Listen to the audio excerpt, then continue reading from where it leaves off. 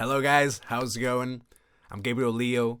I'm a singer, songwriter, and producer from Portugal, and I've decided to create this channel to hopefully help some of you with your production and also with your lyric writing. For the first video, I decided to just make a simple beat, like a simple trap beat, where I'll explain some of the ideas that I had and some of the thought process and the decision on some of the instruments that I chose. Also, if you wait until the end, you can watch me have a go at it and sing on it for like a minute or so. So yeah, make sure you stay until the end.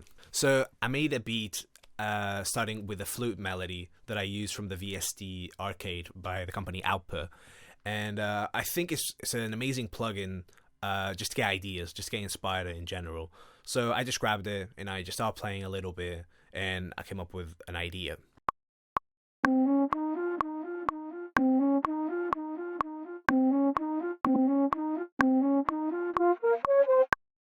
In the beginning, I'm just trying a few things. I'm just seeing what can I get out of this VST. And I came up with the idea that you guys are listening now. So once I got the idea done, I thought it would be cool to put a VST called Tape Cassette, which is by a company called Killam Audio, to just get like an older kind of texture, you know, the whole lo-fi kind of textures that people go for. So I put that one in, and I just kind of use it to taste. Obviously, you don't want to overdo it, because then it just kind of destroys what the main idea used to be. So always do it with a certain taste. And then I put it in a space, and for that I use Valhalla Reverb, and I've got to tell you, like, I love their plugins. They're amazing. They sound very natural.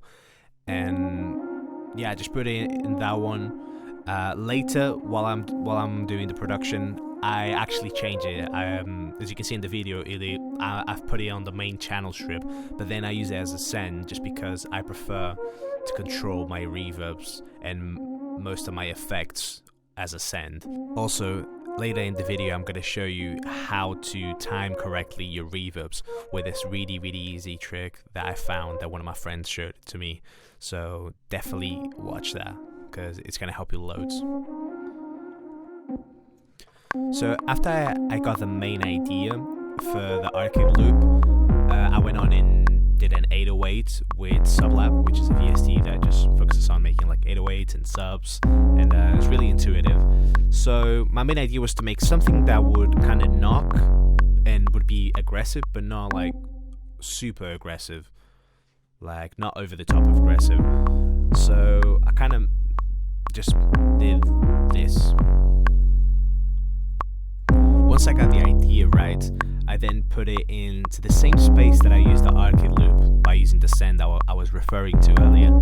And again, you blend it with taste, and I also noticed that it was sounding way too muddy, so I EQ the bottom end so it would stop making the hull as muddy, and that kind of did the job.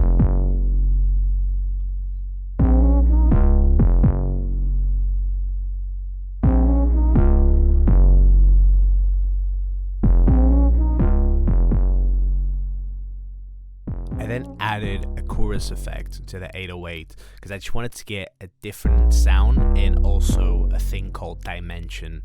I felt like you can definitely hear the difference with and without, and with that chorus it sounded much better, it sounded wider, and it just sounded overall just good. Once I got that sound right, I layered it with a piano. And as you can hear, it gives it a different mood, I would say. It kind of reminds me a bit of what Dr. Dre used to do. And so I just kept that idea. I thought it was cool. Okay, so after I have the 808s and the piano, I wanted to make something that had kind of the same texture, kind of the same distorted kind of texture that the 808 had. So I thought, it would probably be cool to have like a guitar playing. And then I was like, actually, let me try something different. And I used the Clavinets by Keyscape, and I used the Crybaby patch and it kind of did the job for me. Like I really like how it sounded. Like I have friends who told me that it kind of sounded like a guitar. So I guess the job was done.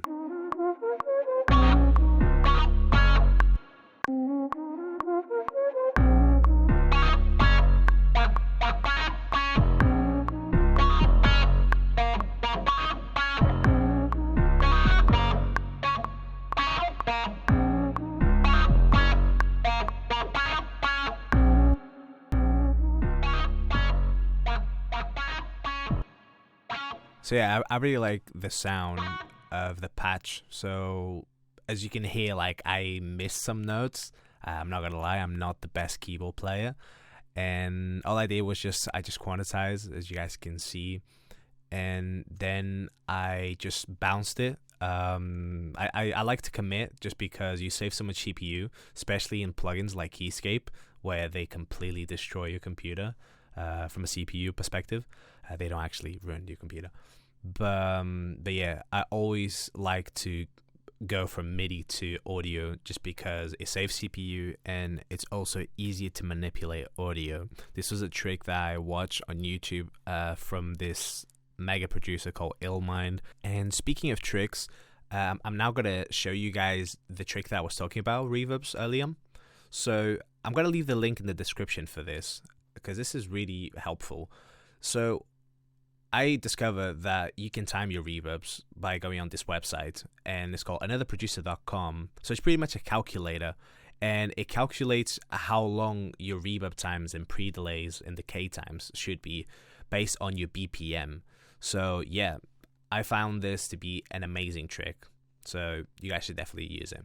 Okay, so coming back to the beat, I then added some drums so we can start having our groove going based on the foundation that we've built. And for now, I only have a kick and a couple of claps. And sometimes I like to layer different percussions because it will make the song better in general, so it doesn't sound as thin. And because you can always experiment with the layers that you put. You might want to add something different.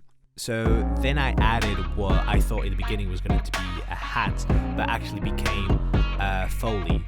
So I used this one, and I used a wider by Polyverse, just like the name suggests, to widen up the sound. And again, similar to what I did with the chorus, just to add more dimension. I then added some hi-hats because there's no trap beat without a trap hat, right? So I added that, and I also added a different sound, and to me it sounded like a match being lit up. And what I just did, I just put in a stereo delay. I don't know if you can hear it, but it's kind of like doing like a ping pong effect where you hear from left to right. Again, this is another trick to get more dimension and width in your beat. So after I had the 8-bar loop, which was the main idea that's going to be used in the chorus, I decided to, let me dissect some of the parts and let me stretch it to a normal song would be. So I did an intro, a chorus, a verse, a pre-chorus, and another chorus. I didn't make like a full song because that's not really the point of this video. It's just to make a beat. So I was working on the intro, and what I did was I panned the clavinet to the left and to the right, and I also filtered it by taking some of the high end with the Logic EQ. And so to the listener, it feels like the clavinet is coming out of somewhere, and then when the chorus one drops, it will be much more present. Another thing I did for the intro was that I added a riser, and this is very used to build hype. That's probably one of the key objectives of using a riser, is to add hype, so you'll get some sort of a release when you hear the chorus. And for that, I just put it into a couple of spaces. I used the hall, and I also added a plate. And yeah, this is how it sounds.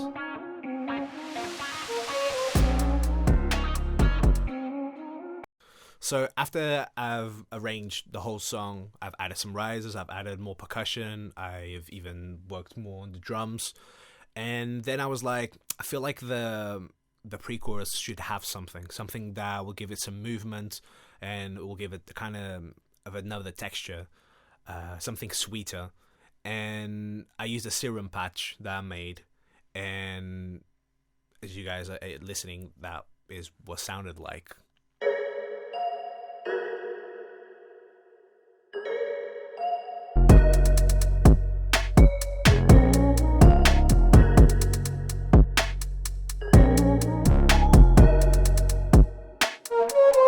So that was the beats, and after I finished it, I exported it as a whole bounce, and I put it into a new project so I would save some CPU while I was writing the song and singing on it.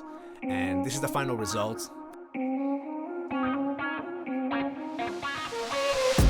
Don't know about you, but I thought we had something. But wait, just before you watch the video, make sure you hit that like button, subscribe, and also hit that bell button so you're always notified whenever I release new content. I'll see you guys on the next one. Don't know about you, but I thought we had something. I was crushing, always had nothing. And what do I got? At least I know what you are. Thought we had something, yeah, had something. Last time saw you on my screen. You're there for hours, never leave the scene. You're the membership blindly, so why don't you talk to me directly? Cause you know how much I wasted my time, my creation, sipping on you all the time. In every conversation, I know that you've been faking, all part of your perfect crimes. Don't know about you, but I thought we had something. I was crushing, always had nothing. And what do I got? At least I know what you are. Thought we had something, yeah, had something.